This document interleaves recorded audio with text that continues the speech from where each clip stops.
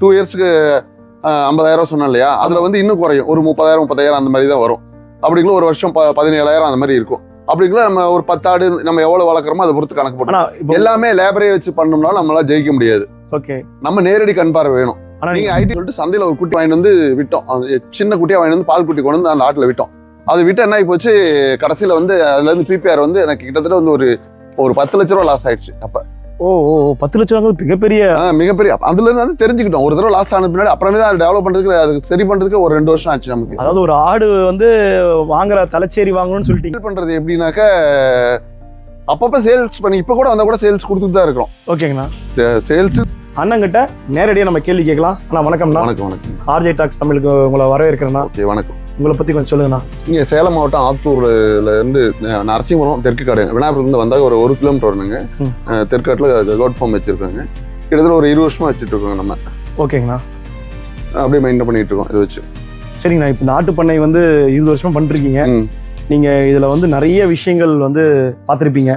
லாபம் நஷ்டம் சொல்லிட்டு எல்லாமே இருக்குதான் செய்யும். எல்லா தொழிலும் இருக்குதான். ஒரு தொழிலையும் லாபத்துல இருந்து ஆரம்பிக்கும் போது எத்தனை ஆட்டுல இருந்து ஆரம்பிச்சீங்கன்னா? இல்ல ஃபர்ஸ்ட் ஒரு 10 ஆடு வச்சிருந்தாங்க முதல் ஆரம்பத்துல. மாடு நிறைய இருந்துச்சு, ஒரு 30 மாடுக்கு மேல வச்சிருந்தோம். ஓகே, அப்புறம் ஆடு வச்சிருந்தோம், 10 ஆடு இருந்துச்சு. மாட்டை விட ஆட்டுல லாபமா தெரிஞ்சுது. அதனால மாடெல்லாம் குறைச்சிட்டு அப்படியே கண்ட்ரோல் குறைச்சிட்டு இதெல்லாம் சேல் பண்ணிட்டு இருக்கிற ஆட்டை அப்படியே கொஞ்சமா அது ஆடு குட்டி போட அதை கொஞ்சமா டெவலப் பண்ணிட்டோம். அப்படியே மாடு கொஞ்சமா குறைச்சிட்டு ஆட்டை டெவலப் பண்ணிட்டோம். ஆடு வளர்ப்புல இருந்து ஆடு வளர்ப்பு தான் நல்ல பெனிஃபிட் பரவாயில்லன்னு தோணுச்சு.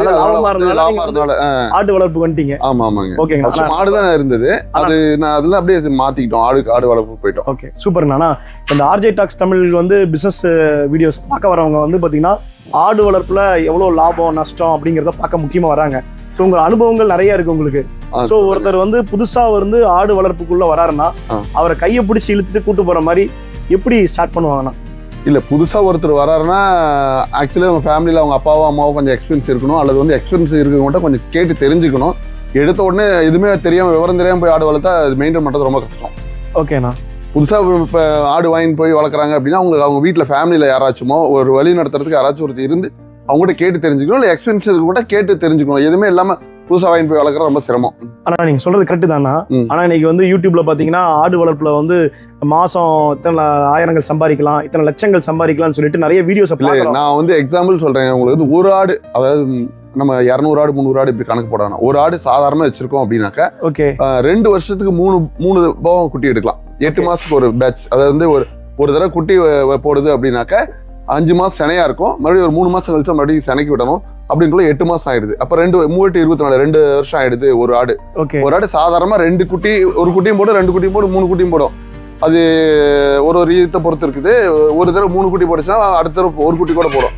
நம்ம ஆவரேஜ் வந்து ஒரு 4 குட்டி வச்சுக்குவோம். ஓகே, 2 வருஷத்துக்கு 5 குட்டி வச்சுக்கோ, 5 குட்டி கணக்கு வச்சுக்கோ. ஓகே, ஒரு குட்டி வந்து இன்னைக்கு ரேஞ்ச் நல்லா ஓரளவுக்கு வளர்த்தாக்க ஒரு 15,000 பக்கமா கொடுக்கலாம். அது வந்து ஒரு 30 கிலோ 35 கிலோ சைஸ் வளர்ந்துச்சுன்னா ஒரு 15,000 பக்கமா கொடுக்கலாம்.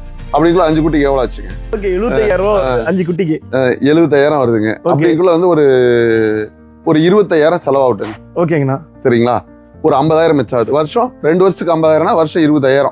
ஓகே, 5 குட்டிக்கு வந்து லாப கணக்கு வந்து 20,000. அதாவது நம்ம சொந்த தீவன காட்டுல இருந்தாவோ நம்ம மெயின்டெனன்ஸ் நம்மளே பார்த்துக்கிட்டு நம்ம லேபர்ஸ் வச்சு விலைக்கு எல்லாமே வாங்கி போட்டா இதுல இன்னும் குறையும். உங்களுக்கு அந்த 2 இயர்ஸ்க்கு 50,000 சொன்னேன் இல்லையா, அதுல வந்து இன்னும் குறையும். ஒரு 30,000 30,000 அந்த மாதிரி தான் வரும். அப்படிங்குள்ள ஒரு வருஷம் 17,000 அந்த மாதிரி இருக்கும். அப்படிங்குள்ள நம்ம ஒரு 10 ஆடு நம்ம எவ்வளவு வளர்க்குறோமோ அதை பொறுத்து கணக்கு போட்டோம். எல்லாமே லேபரே வச்சு பண்ணோம்னாலும் நம்மளால ஜெயிக்க முடியாது. ஓகே, நம்ம நேரடி கண் பார்வை வேணும். நீங்க ஐடில ஒர்க் பண்றீங்க அப்படின்னா ஐடி ஃபீல்ட்ல இருக்கவங்க வந்து நான் ஆடு வாங்கி விட்டுட்டு போறேன் அப்படி சொல்லிட்டு விட்டுட்டு போய் அங்கே ஐடி ஒர்க் பண்ணிட்டு தான் இங்கே ஆடெல்லாம் நல்லா காலி ஆயிடும். அதெல்லாம் மெயின்டைன் பண்ண முடியாது. நேரடி பார்வையில தான் நேரடி பார்வை இருக்கணும். நீங்க கேமரா வச்சுட்டு பார்த்துட்டு இருந்தாலோ மற்றபடி இதுல பார்த்தேன் அப்படின்னு போனா நிறைய இது இருக்கும். நம்ம ஆரம்பத்துல வந்து ஒருத்தர் உள்ள அந்த ஃபீல்டுக்கு வராரு, இந்த ஆடு வளர்ப்பு தொழில் ஆரம்பிக்கணும்னு நினைக்கிறேன்னா, தொழில் ஆரம்பிக்க போறான்னு சொல்லும்போது அவர் முதல்ல வந்து ஆடுகளை தேர்ந்தெடுக்கணும் இல்லைங்களா? அது எப்படி நீங்க தேர்ந்தெடுக்கல? இல்ல, ஆடுகள் வந்து நிறைய ரகம் இருக்குங்க. இப்ப என்னை பொறுத்த வரைக்கும் போயர் முன்ன வச்சிருந்தேங்க. அது வந்து நோய் டிசீஸ், அந்த அது ஃபேட் அதிகம், கொழுப்பு நிறைய. ஆடு கொழுன்னு இருக்கு, கொழுப்பு நிறைய வருது. கசாப்பு கொடுத்தோம்னா அந்த தவறு நடக்குது. நிறைய கொழுப்பு இருக்கனால இப்போ நிறைய ப்ரெஷருக்கு சுகருக்கு நிறைய கொழுப்பு அதிகமான கறி எடுக்க வாங்குறதில்ல. அதனால அந்த இதுல வந்து நம்ம மீட்டுக்கு தான் மேக்சிமம் நம்ம வளர்க்குறதே. ஓகேங்கண்ணா, ஆடு வளர்க்க எதுக்கு வளர்க்குறோம்? கறிக்கு தான். இது ஃபைனலா எங்க போக போகுது? கறிக்கு தான் போக போகுது. அதனால போயர் வந்து கொழுப்பு அதிகமா வருது. இதுல வந்து தலைச்சேரல் நல்லா வளர்ச்சி நல்லா இருக்கு. உங்களுக்கு வந்து தலைச்சேரல் வந்து கொழுப்பு கம்மியா வருது. ஓகேங்கண்ணா. ரொம்ப ஓவரா இது கொழுப்பு இருந்தனாலும் அது வந்து கறியோட கொட்டிட்டு இருக்கு போயர்ல. உங்களுக்கு தலைச்சேரி அந்த பிரச்சனை கிடையாது.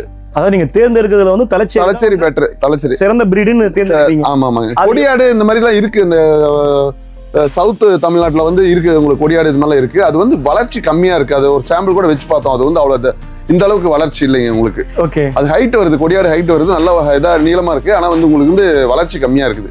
இதை விட பெஸ்ட் இதுதான். இது நம்ம தமிழ்நாட்டு கேரளாவில இருந்து வந்ததான தலைச்சேரி, உங்களுக்கு வெளிநாட்டுல இருந்து வந்ததெல்லாம் கிடையாது. ஒன்றும் வட இந்தியால வந்து ஆடுகள் வந்து எடுத்து வந்து அது வந்து ரொம்ப நீளமா இருக்கும். அது கசாப் கடையில இது பண்ணாக்கா அது வந்து ஏஜ் ஆன மாதிரி நினைக்கிறாங்க.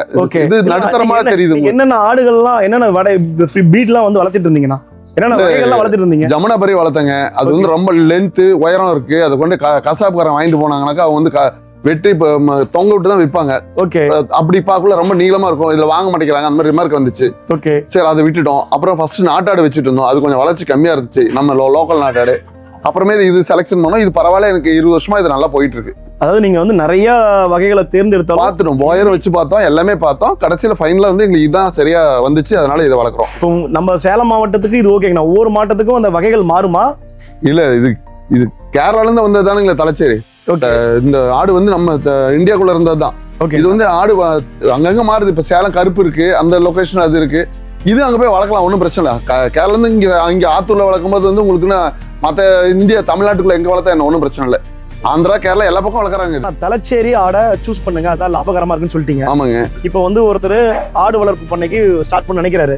அவரு எப்படி ஆடு வாங்குறது, அது எப்படி, அதாவது ஒரு 20 கிலோ சைஸ்ல தலை ஈத்து குட்டிங்களா, அதாவது வந்து முதல் ஈத்து இந்த மாதிரி கூட ஒரு 10 வருஷத்துக்கு வச்சிருக்கலாம். அந்த கூட அது எவ்வளவு வருங்க ஒரு ஆடோட விலை? அது வந்து ஒரு ஆட்டோட இது ஒரு 20 கிலோ சைஸ் வந்து 10,000 வருங்க. எப்படி நான் தேர்ந்தெடுக்கிறது, நல்ல குட்டியை எப்படி தேர்ந்தெடுக்கிறது? இல்ல அதுதான் சொல்றேன். தாய் ஆடு வாங்குறோம் இல்லீங்களா, அந்த பிரீடு எத்தனை ஃபர்ஸ்ட் ஸ்டார்டிங்ல இத்தனை ஆடு ஆக்டிவா இருக்கு. அதாவது இப்ப நம்ம பாக்குறோம், மனுஷனே பாக்குறோம், ஆக்டிவா இருக்கவங்க சோர்ந்து போற இருக்கவங்களும் எப்படி இருப்பாங்க? ஆமாங்க. ஒரு நோய் வாய்ப்பட்டவங்க எப்படி இருப்பாங்க?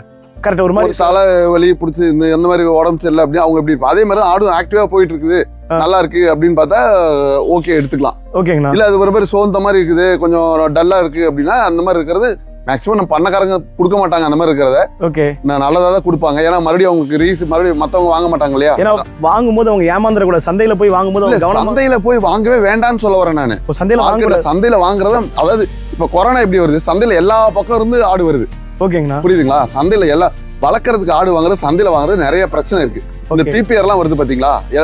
யாரோ ஒரு 50-100 பேர் வந்து வியாபாரம் பண்றதுக்கு அங்க சந்தைக்கு வந்திருப்பாங்க. ஓகே. அங்க வந்திருக்கும் போது என்ன ஆகும், சந்தையில வந்து டோட்டலி யாரோ ஒருத்தர் நோய்வாய்ப்பட்ட ஆடு எடுத்து வந்திருந்தாலும் இப்ப கொரோனா எப்படி பரவுது அந்த மாதிரிதான் மத்த ஆட்டுக்கு பரவிடும்.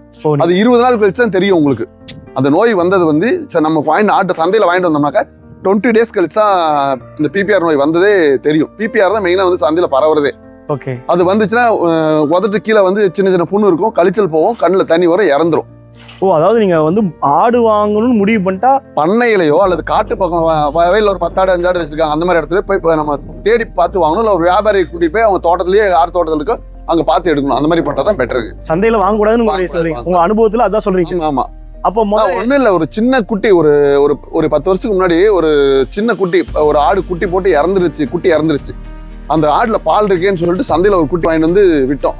சின்ன குட்டியா வாங்கிட்டு வந்து பால் குட்டி கொண்டு வந்து அந்த ஆட்டுல விட்டோம். அது விட்டு என்ன ஆகி போச்சு, கடைசியில வந்து அதுல இருந்து பிபிஆர் வந்து எனக்கு கிட்டத்தட்ட வந்து ஒரு 10 லட்ச ரூபா லாஸ் ஆயிடுச்சு. அப்ப 10 லட்ச ரூபா மிகப்பெரிய அதுல இருந்து வந்து தெரிஞ்சுக்கிட்டோம். ஒரு தடவை லாஸ் ஆனது பின்னாடி அப்புறமே தான் டெவலப் பண்றதுக்கு, அதுக்கு சரி பண்றதுக்கு ஒரு 2 வருஷம் ஆச்சு நமக்கு. அதாவது ஒரு ஆடு வந்து வாங்குற தலைச்சேரி வாங்கணும்னு சொல்லிட்டீங்க, அதே மாதிரி ஆடை வந்து சந்தையில வாங்கக்கூடாது. அதே மாதிரி நம்ம வந்து ஒரு ஆட்டு பண்ணையிலயோ இல்ல நேரடி விவசாயத்திலயோ போய் வாங்கணும்னு சொல்றீங்க. இப்ப ஆடு வளர்ப்புல வந்து கெடா வாங்குறது லாபமா இல்ல பொட்டையாடு வச்சுக்கிறது லாபமா? இல்ல, உங்களோட கெப்பாசிட்டி பொறுத்து. நீங்க வந்து நீங்க மட்டும் தான் இருக்கீங்க, உங்களுக்கு சப்போர்ட் யாரும் கிடையாது அப்படின்ற இருக்கிற பட்சத்துல நீங்க வந்து கெடா மட்டும் வளர்க்குறது தான் பெட்டர். ஏன்னா பொட்டையாடு வந்து குட்டி போட்டு அந்த குட்டிங்க எந்த டைம் போடுதுன்னு தெரியாது, பாக்குறதுக்கு ஆள் இருக்காது. நீங்க வெளியில மற்ற வேலைக்கு ஒரு கல்யாணத்துக்கு போறீங்க, மற்ற விஷயம் எங்கேயோ வெளியில போவீங்க, ஒரே இடத்துல இருக்க முடியாது. எனி டைம் ஆட்டையை பார்த்துட்டே இருக்க முடியாது, வெளியே அங்கே போகிற மாதிரி தான் இருக்கும். சிங்கிளாக பார்க்குற மாதிரி இருந்தால் கெடா மட்டும் வாங்கி வளர்க்குறது பெட்ரு. அதுக்கு 2 நேரம் தீவனம் மட்டும் கொடுத்துட்டோம்னாக்கா காலையில் சாயங்காலம் தீவனம் கொடுத்துட்டு தண்ணி வச்சுட்டு பார்த்துக்கலாம், ஒன்றும் பிரச்சனை கிடையாது. அது வந்து ஒரு 10-20 கிலோ சைஸில் எடுத்துகிட்டு போனோம்னாக்கா ஒரு 40 கிலோ 50 கிலோ சைஸ் வரைக்கும் வளர்க்கலாம். அது வந்து எடுத்துகிட்டு போய் ஒரு 6 மாதம் 7 மாதம் வந்து 50 கிலோ சைஸ் பக்கம் வந்துடும். அது அந்த பக்ரீத்து மற்ற இந்த மொட்டை அடிக்கிறாங்க காது குத்துறாங்க அப்படி இப்படிங்க வாங்குறோம் வாங்கிட்டு போயிடுவாங்க. அது ஒன்றும் பிரச்சனை. ஒரு நம்மகிட்ட கிடா ரெகுலராக இருக்குன்னா வாங்கி பழகிக்குவாங்க, எடுத்து போயிடுவாங்க. ஓரளவுக்கு நல்ல ரேட்டு, இந்த பக்ரீத்து ரம்ஜான் அந்த பேர் நல்ல ரேட் கொடுப்பாங்க, நல்லாயிருக்கும். இப்போ நீங்கள் ஃபேமிலியோட ஜாயின் எல்லாம் அப்பா அம்மா எல்லாம் நம்ம உங்கள் ஒய்ஃப் எல்லாம் ஒட்டுக்க ஜாயின்ட் ஃபேமிலியாக இருக்கீங்க அப்படின்னாக்கா இந்த மாதிரி வளர்க்கலாம். 2 பேர் 3 பேராவது இருக்கணுங்க. அந்த ஷெட்டில் வந்து பொட்டையாடு வளர்க்கணும்னா 2-3 பேர் இருக்கணும் மாற்றி. ஓகேங்களா? நீங்க லேபரே வச்சிருந்தாலும் நம்மளால ஒருத்தரோ 2 பேரை கூட இருக்கணும், இருந்து தான் பார்த்துக்கணும். நீங்க கெடா வச்சிருக்கீங்க, இதுவும் வச்சிருக்கீங்க? 2 இருக்கு நம்மகிட்ட. 2 சேர்ந்து பிசினஸ் பண்ண 2 பேர். ஸ்டார்டிங்ல பிசினஸ் பண்றவங்க வந்து கெடா வாங்கி வித்துட்டு போறது பெட்டரா இல்ல அது கத்துக்கிட்டு அப்புறம் கூட நீங்க ஆடு வளர்ப்பு அப்படின்ட்டு சொல்ல முடியாது. சுத்தமா ஒண்ணுமே தெரியல அப்படிங்கிற இது எல்கேஜிக்கு தான் போய் சேர்ந்துருக்காங்கிற மாதிரி ஃபர்ஸ்ட் உங்களுக்கு போய் ஆடு வளர்க்குறாங்கன்னு வச்சுங்க, அந்த கெடா மட்டும் வளர்த்து கூட ஒரு 2 பேட்ச் வித்துட்டு அப்புறமே கூட பார்த்துட்டு வாங்கிக்கலாம். அது இல்லாமல் ஃபர்ஸ்ட் ஷெட் வந்து ரொம்ப பெருசா போடக்கூடாது. பழைய செட்டு எதாவது இருந்துச்சு அதை விட்டு வளர்க்கணும். எடுத்தோடனே ஆடு வாங்குற இதை விட செட்டு ஒரு சில பேர் தேவையில்லாமல் 20 லட்சம் 30 லட்சம் செலவு பண்ணி பெரிய செட்டு போட்டு வச்சிருப்பாங்க. தேவையே இல்லை அது. ஓகே. சாதாரணமாக நமக்கு வந்து மழை காலம் ஐப்பசி கார்த்திகை மார்கழி இந்த மாதிரி டயத்தில் மட்டும்தான் நமக்கு ஷெட்டு தேவைப்படுது. மற்ற டைம் பெருசாக குறுகிய இடத்துல கூட நிறைய ஆடு வச்சு வளர்த்துக்கலாம். என்ன சைஸ் இருக்கணும் ஒரு ஆடு வளர்க்குறாருன்னா? ஒரு ஆட்டுக்கு ஆக்சுவலி கவர்மெண்ட்ல சொல்றது 10க்கு 10 ஸ்கொயர் ஃபீட் சொல்றாங்க. ஷெட்டு வந்து நம்ம வச்சிருக்கோம். இந்த ஷெட்ல வந்து மழை ஓப்பன் பிளேஸ் தான் இருக்கு, எப்பவுமே ஓப்பன் பிளேஸ் தான் இருக்கும். மழை வந்துச்சுன்னா போய் ஷெட்ல நின்றுக்கும், மழை விட்டுருச்சுன்னா உடனே வந்துடும். Okay okay. மழை டெய்லியுமே பெஞ்சிட்டு இருக்கு. எப்போ ஒரு தடவை அதிசயமா மழை பெய்யுது, ஒரு நாளைக்கு ஒரு 1/2 மணி நேரம் 1 மணி நேரம் அந்த மாதிரி பெய்யுது. அந்த டைம் கொஞ்ச நேரம் போய் நின்றுனால ஒன்றும் பிரச்சனை கிடையாது. ஓகேண்ணா. நம்ம ஓப்பன் பிளேஸ் ஏரியா அதிகமா இருக்கு. கிட்டத்தட்ட சொல்ல போனா ஒரு 1/4 ஏக்கர் பக்கமா விட்டுருக்கோம். இருக்கிற மட்டும் 300 ஆடு இருக்கு. ஒரு 1/4 ஏக்கர்ல விட்டுருக்கோம். அப்படியே ஓப்பன்ல சுத்தி வேலி போட்டு அப்படியே விட்டுட்டோம். அது எங்க வேணா நின்றுக்கலாம். எந்த வேணா மழை வந்துச்சா ஷெட்டுக்கு போகலாம், வெயில் அடிச்சுன்னா ஷெட்ல போய் நிக்கலாம், இல்லாட்டி கீழே வந்து நிற்கலாம், வேப்ப மரத்துக்கு நிழல போய் நின்றுக்கலாம். அது ஃப்ரீயா இருக்கும். அப்படியே ரொம்ப அடர்த்தியா வச்சு வளர்த்தோம்னா டிசீஸ் அதிகமா வர ஆரம்பிச்சிடும். ஓகே. அந்த மேல உனி பேன் இந்த மாதிரிலாம் வர ஆரம்பிச்சிடும் அடர்த்தியா இருந்துச்சுன்னா. அதனால வந்து கொஞ்சம் ஃப்ரீயா விட்டுருக்கோம். ஆட்டுக்கு வெயில் அதிகமா தேவைப்படும். அதனால வெயில் நல்ல வெயில் அடிச்சாலும் நம்ம வெயில போய் படுத்துக்கும்.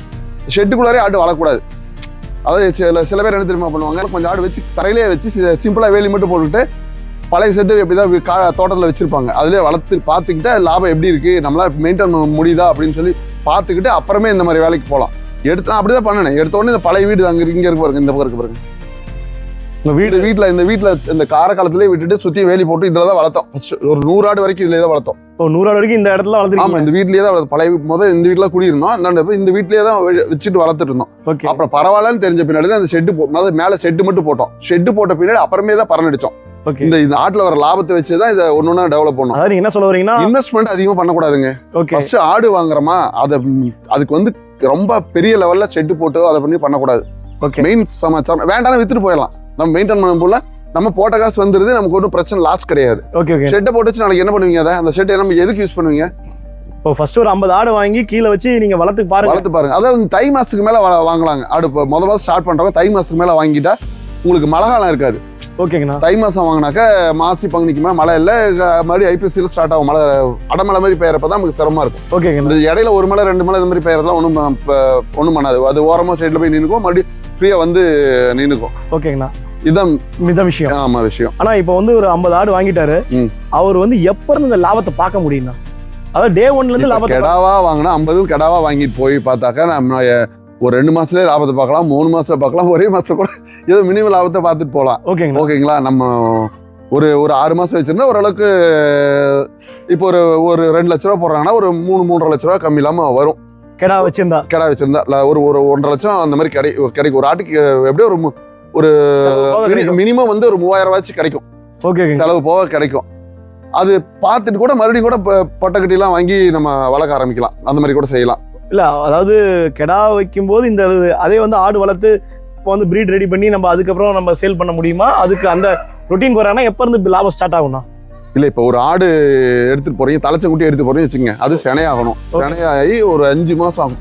வெள்ளாடு வந்து 5 மாசம் கழிச்சா குட்டி போடும். அது குட்டி போட்டு ஒரு 6 மாசம் 7 மாசம் ஆகும் அது வளர்றதுக்கு, குட்டி வளர்றதுக்கு. அப்புறம் தான் கிட்டத்தட்ட இதுல ஒரு குட்டி எடுத்துட்டு போய் இங்கே செனையா இருந்து எடுத்துட்டு போயிட்டா அது வேற கணக்கு. அது குட்டி போட்ட உடனே வந்துருது. ஓகே. மேக்சிமம் தலைச்சு செனையில்லாத குட்டி எடுத்துட்டு போனா 1 வருஷம் ஆயிடுங்க. 1 வருஷம் எந்த கிலோ வந்த பிறகு சேல் பண்ற மாதிரி இருக்கும் இல்லைங்களா? அது கேட்கறேன். இல்லைங்க, இப்போ ஒரு கோயில் விசேஷத்துக்கு ஒருத்தர் வராங்க, அவங்க கெப்பாசிட்டிக்கு எனக்கு ஒரு 20 கிலோ சைஸ் தான் போதும் அப்படின்றாங்க. ஓகேங்கண்ணா. அந்த மாதிரி அவங்களுக்கு தேவைப்படுது. அவங்க வீட்டில் ஃபேமிலியில் கம்மியாக தான் இருக்கும், எங்கள் சொந்தக்காரங்க கம்மியாக தான் கூப்பிட்றோம், அப்படிங்களா அவங்க 20 கிலோ சைஸ் எடுத்துட்டு போறாங்க. ஓகே. இன்னொருத்தர் ஃபேமிலி பெருசு அப்படிங்களா ஒரு 30-35 கிலோ வேணும் அப்படின்னு சொல்றாங்க. ஓகே. நம்ம வந்து அதுக்கு தகுந்த மாதிரி கொடுத்தாதான் நம்ம கஸ்டமர் அதிகமா இருப்பாங்க நம்ம கிட்ட. ஓகே. நம்ம வந்து எல்லாத்தையும் அனுசரிச்சு கொடுத்தா ஆகணும். எல்லாம் இல்லை நம்ம இப்படி இந்த ஸ்டேஜ் எல்லாம் கொடுப்போம் அப்படின்னு சொல்லி பிடிவாதமா வச்சிருக்க கூடாது. ஓகே. வரும்போது அப்பப்போ ஒன்னொன்னா சேல் பண்ணிட்டே இருக்கணும். அப்பதான் நம்ம லாபம் பார்க்க முடியாது. விட்டு பண்ணலாம், மொத்தமா ஹோல்சேலாவும் கொடுக்கலாம், பண்ண முடியாமலாம் கிடையாது. வெளியில கசாப்புக்காரங்க எடுத்துட்டு போவாங்க, கொஞ்சம் ரேட் கொஞ்சம் கம்மியா கேட்பாங்க, இவங்க கொஞ்சம் ஒரு 10 ரூபா சேர்த்து கொடுத்து பிடிச்சி போற மாதிரி இருக்கும். அது இவங்க ஒரு 50 ஆடு வச்சிருந்து ஒரு வருஷத்துக்கு அவர் எவ்வளவு லாபம் பார்க்க முடியும்னா எப்படி? அதாவது ஆடு தாயாடு வச்சிருந்தா சொல்றீங்களா இல்ல கெடா மட்டும் வச்சிருந்தா சொல்றீங்களா? ரெண்டுமே சொல்லுங்கண்ணா. இல்ல இப்ப கெடா மட்டும் வச்சிருந்தாக்க ஒரு வருஷம் வச்சிருந்தீங்கன்னாக்க உங்களுக்கு வந்து ஒரு கெடாவுக்கு ஒரு 5000 ரூபாய் கிடைக்குங்க. ஒரு கெடாவுக்கு 5000 ரூபாய் கிடைக்கும். இப்ப 20 கிலோ சைஸ் வாங்கிட்டு போய் சொன்னேன். ஓகேங்கண்ணா. ஒரு கெடாவுக்கு 5000 கணக்கு போட்டுங்க, 50 எவ்வளவு வருது? ஒரு 2.5 லட்சம் வருது. ஓகேங்கண்ணா. அது ஒரு செலவெல்லாம் போக நான் சொல்ல வரேன். செலவெல்லாம் தாயாடு பிறகு குட்டி வச்சிருக்கீங்கன்னு வச்சுக்கோங்க. ஓகே. இன்னைக்கு எடுத்துட்டு போறீங்க, இந்த ரேட்ல எடுத்துட்டு போறீங்கன்னு வச்சுக்கோங்க, கரெக்டா சனையே இல்லாது ஒரு 5 மாசம் கழிச்சு சனையாகி குட்டி போடுது. ஓகேங்கண்ணா. குட்டி போட அந்த குட்டி வளர்ந்துச்சுன்னா அது வந்து ஒரு 10,000 ரூபாய்க்கு விற்கும். ஆடு வந்து இப்ப 20 கிலோ சைஸ் இருந்தா ஒரு 30-35 கிலோ சைஸ்க்கு ஆடு பெருசாயிரும். ஓகே. ஓகே. இதுலயும் ஒரு லாபம் இருக்கு, குட்டிலையும் ஒரு லாபம் இருக்கு நமக்கு. ஓகேங்கண்ணா. ஆனா இது தாயாடு வச்சு வளர்த்து அதுல குட்டி இறக்கி நம்ம வித்தோம்னா தான் நமக்கு லாபங்க. ஓகே. ஏடா வந்து ஒன்ஸ் ஒரு தடவை லாபம், அதோட முடிஞ்சிச்சு. இது வந்து ரொட்டீனா ஒரு 8 மாசத்துக்கு ஒருக்க ஒரு பேட்ச் எடுத்துறோம் இல்லையா, அதனால ஒரே லாபத்தோட நின்றும், அவ்வளவுதான். நீங்க 20 வருஷம் இருக்கீங்க, நீங்க கடந்த ஒரு வருஷமா இதெல்லாம் வந்து ஒரு லாபத்தை கணக்கெல்லாம் பாத்திருப்பீங்க இல்லையா? இப்ப 20 வருஷமா இந்த லாப கணக்கெல்லாம் பாத்திருப்பீங்க. நீங்க சொல்லுங்கன்னா நீங்க எத்தனை ஆடு வச்சிருக்கீங்க, எப்படி நீங்க லாபம்? ஆடு குட்டி எல்லாம் சேர்த்து ஒரு 300-350 பக்கமா இருக்குங்க. பண்றது எப்படின்னாக்க அப்பப்ப சேல்ஸ் பண்ணி இப்ப கூட வந்தா கூட சேல்ஸ் கொடுத்துட்டு தான் இருக்கிறோம். ஓகேங்கண்ணா. சேல்ஸ்ன்னு ஒரு இப்பதான் கொடுக்கணும் அப்படி எல்லாம் கிடையாது நம்ம கிட்ட. நமக்கு டவுன் பக்கத்துல இருக்கனால யாரோ ஒருத்தர் ஏதோ விசேஷம் அப்படின்னு சொல்லி வாங்க ஆரம்பிச்சுறாங்க. அப்படியே போயிட்டே இருக்கு. நம்ம 20 வருஷம் சர்வீஸ், அதனால வந்து ரெகுலரா இங்க எடுக்கிறவங்க. உங்களுக்கு லாப கணக்கு என்ன? உங்களுக்கு 300 ஆடு வச்சிருக்கீங்க, மாசம் அவரேஜ் வந்து நமக்கு வந்து ஒரு வருஷம் ஒரு 15 லட்சத்துல 20 லட்சம் வரைக்கும் வருங்க. ஒரு வருஷத்துல 15-20 லட்சம் சம்பாதிக்கிறீங்க. 300 ஆடு வச்சிருக்கீங்க. அந்த 300 ஆடுல என்னென்ன ஆடுகள் வகைகள் வச்சிருக்கீங்கன்னா? Thalassery Boer cross. ஓகே. இதுதான் இருக்கு நம்ம கிட்ட. எத்தனை ஆடுகள் இருக்கும்? தலைச்சேரி எத்தனை இருக்கும், போயர் ஆடு? அது கணக்கெல்லாம் போடலைங்க, அது எத்தனை இருக்கும் நம்ம ஒன்னு கவுண்டிங் போட்டு காதுல டேக் போட்டுட்டு நோட்டு போட்டுலாம் எழுதி எல்லாம் வச்சுட்டு இருக்கோம். அப்படியே இருக்கு, நம்ம நேரடி கண் பார்வை இங்கே இருக்கோம், பார்த்துட்டு இருக்கோம். இப்படியே பாக்குறப்ப அப்படியே அவ்வளவுதான். அக்யூட்டா கவுண்டிங் கூட தெரியாது நமக்கு எவ்வளவு இருக்குன்னு. ஓகே. ஓகே. ஒரு அப்ராக்சிமேட்லி தான் சொன்னேன். மாசம் எத்தனை ஆடு? இல்ல மாசம் கிடையாது, இப்ப வந்து ஒரு 10 ஆடு கேட்டாலும் இப்ப கொடுத்துருவோம். ஓகே. ஓகே. புரியுதுங்களா? மறுபடியும் இருக்கு குட்டி எல்லாம் பெருசாயிருச்சு, சின்ன குட்டி எல்லாம் பெருசாயிருது. ஓகே. நம்ம பாருங்க இப்ப மேக்ஸிமம் இப்ப இந்த பக்ரீத் டைம்லயே ஒரு 50 கடை பக்கமா சேல் ஆயிடுச்சு. ஓகே. ஓகே. பக்ரீத் இப்ப கெடாவே நம்ம கிட்ட கம்மியா தான் இருக்கு. இப்ப சின்ன ஒரு 20 ரூபாய்க்கு இந்த சைஸ் குட்டி தான் இருக்கு கெடா குட்டியே. பெரிய கடை ஒண்ணுதான் இருக்கு. அது இப்போ வந்து இனிமே வந்து அந்த கடை கொடுத்துவோம். இப்ப சித்திரை மாசம் வைகாசியோட ஆடு வந்து இதுக்கு மேல செனை பிடிக்க விட மாட்டோம். ஒரு 3 மந்த்ஸுக்கு 4 மந்த்ஸ்க்கு விட மாட்டோம். என்ன ரீசன் அப்படின்னாக்கா, இப்ப இதுக்கு மேல செனையாச்சுனாக்கா இந்த ஐப்பசி கார்த்திகையில குட்டி போடும் ஆடு. அப்ப குட்டி போட்டுச்சுனாக்கா உங்களுக்கு வந்து நம்ம பராமரிக்கிறது ரொம்ப கஷ்டமா இருக்கும்.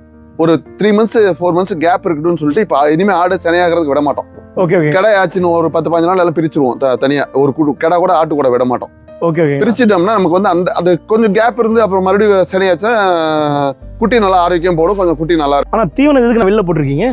இல்ல இப்ப இங்க உள்ள போட்டோம்னு வச்சுக்கோங்களேன், இது ஃபுல்லா இழுத்தெல்லாம் யூரின் போய் புலக்கெல்லாம் போட்டு எல்லாம் நாஸ்தி பண்ணிடுவோம். வெளியே போட்டு வச்சுக்கோங்க, அது ஒரு ஹோல்ஸ்ல மட்டும் அப்படியே உரி சாப்பிட்டுட்டு இருக்கு பாருங்க. ஓகே. ஓகே. இல்ல நம்ம வந்து இப்போ மேய்ச்சல் முறையில விடுறவங்க. அப்புறம் வந்து சவுக்கு மரம் வச்சிருக்கோங்க.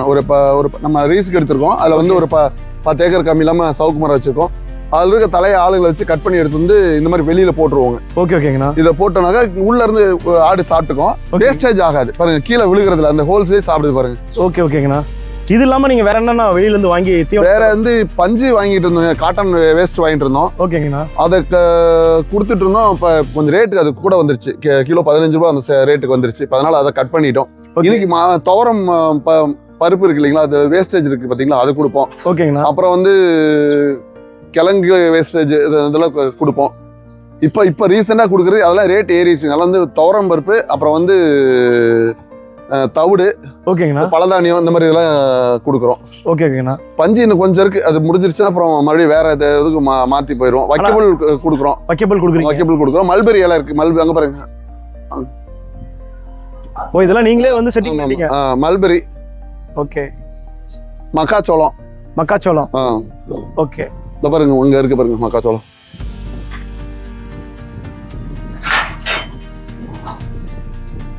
இந்த ஆடு வளர்க்கும் போது தீவனத்துல வந்து இந்த தீவனத்தெல்லாம் போட்டா நிறைய வரும்னு சொல்லி மக்கள் வந்து நிறைய தேவையில்லாத தீவனங்கள்லாம் வாங்கி ஏமாந்துடுறாங்க.